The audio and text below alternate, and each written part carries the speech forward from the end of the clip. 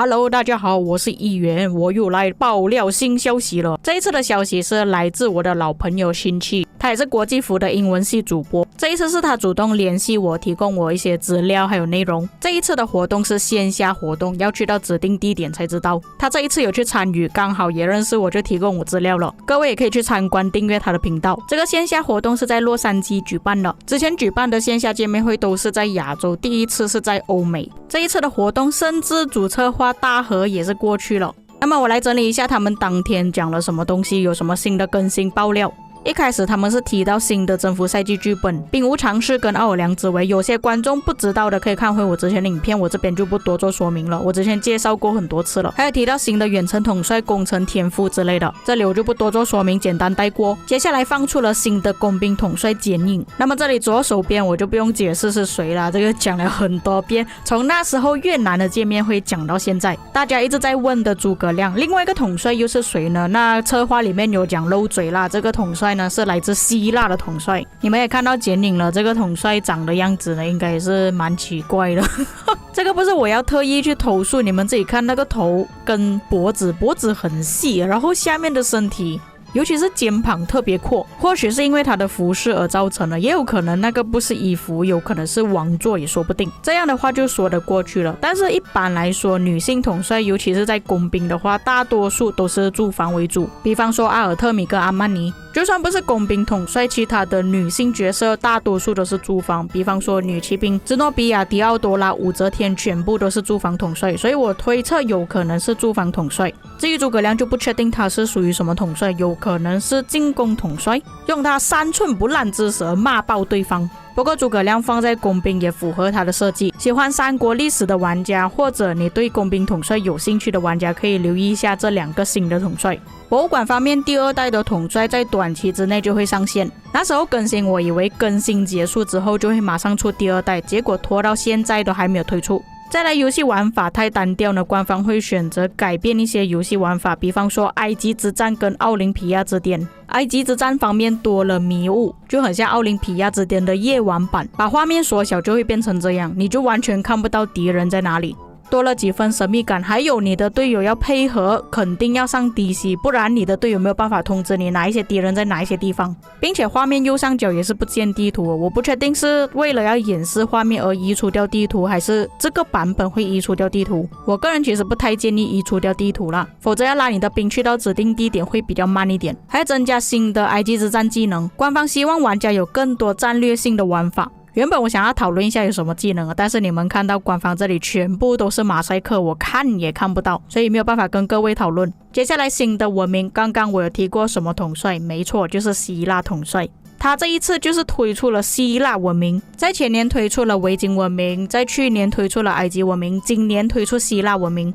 官方这一次推出也算是比较迟了，因为我们之前一直有讲过要推出斯巴达文明，希腊跟斯巴达是一起的，间接性也是说明之后会推出希腊或者是斯巴达的统帅。出现这么久的斯巴达王终于有家可以回了。至于希腊文明会有什么争议呢？我觉得有很大可能是步兵哦，排除法。最不可能出现的争议就是采集资源方面的争议。希腊的农业其实不是很好，据我了解啦，因为我知道的就是他们有很用心的去培养战士，但是在农业方面是真的非常糟糕，就导致成他们农业没有起来，但是有很多人想去打仗，导致成打仗的时候粮食不足的情况。所以我觉得针对打仗争议的可能性会比较高。最后官方选择了几个问题来回答，这些问题全部都是玩家问的。首先第一位玩家问出了游戏平衡性的问题，策划回答有些东西是他们经过考量而设计出来的，又或者是用 AI 计算法，不过他们还是会通过策划面对面还有玩家反馈去进行改良游戏。但是外国玩家不知道近期274发生的一些事情，就是玩家反馈官方根本没有在听，所以就导致到一些玩家离开了游戏。所以当策划提到玩家反馈的时候，我甚至觉得有点好笑。接着 VIP19 什么时候会出现？官方回答短时间内不会出现。可以确定的是今年不会出现 VIP19， 所以你们那些什么 VIP19 啊 VIP25 的传闻呢就不要再传了，今年不会出现。所以我就好奇了，之前爸爸听到什么 VIP25 是哪里听来的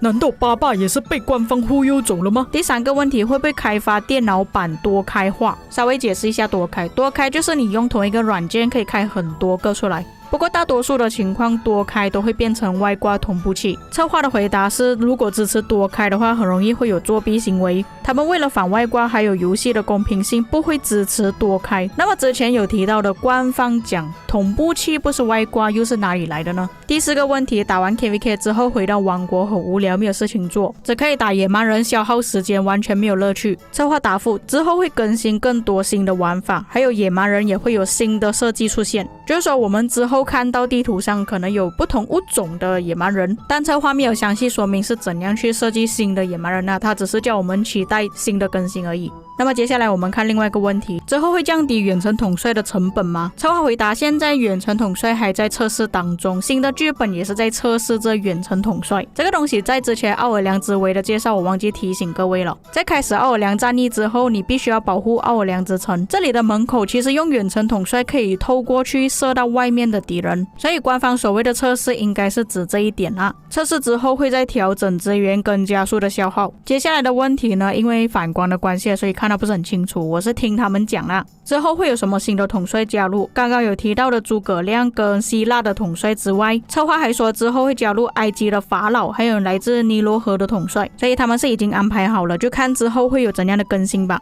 接下来这个问题应该是有很多玩家去反馈的一个问题，战斗消耗的资源加速太多了，就算开了8个小号也是不够提供大号去打仗。策划回答暂时还在讨论这个部分，之后会持续更新，也就是说这个问题问了等于没有问。之后博物馆会增加第2、第3代统帅吗？在前面有提到了，第2代统帅在短时间内会进入博物馆，第3代统帅也会很快的进入博物馆，所以这里是已经确定了第3代统帅也会进入博物馆。因为之前有听到一些玩家传闻说，第3代不会进入博物馆，因为他们已经在征服赛季了。不过今天在这里辟谣了，在 KVK 休养期的时候没有事情做，官方说之后会增加更多新的副本，还有改良一些旧的副本，比方说黄金之国、奥林匹亚之巅。不过目前他们在做的是埃及之战跟奥林匹亚之巅。在前面我也有提到新的更新会有什么东西，并且在近期会出现埃及联赛，那官方讲是埃及联赛，不是奥西里斯联赛，我不确定是不是一样的东西来的。通常他们指的埃及联赛就是奥西里斯联赛。策划除了回答画面上的问题之外，他们还回答在场的玩家一些问题。有玩家问到之后会不会有更多的紫色统帅批画，策划回答肯定会有。 KVK 商店会增加更多新的皮肤吗？官方说可能会有，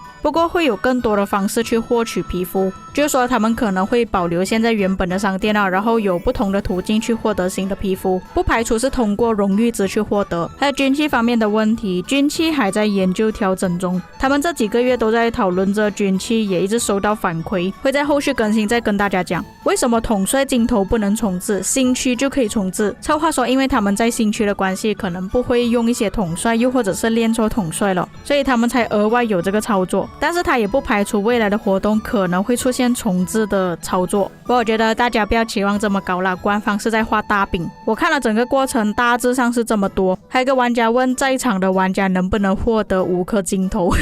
策划说不可能，不可以。以上就是本期内容，你们有什么看法可以在评论区给我知道，我们下期再见。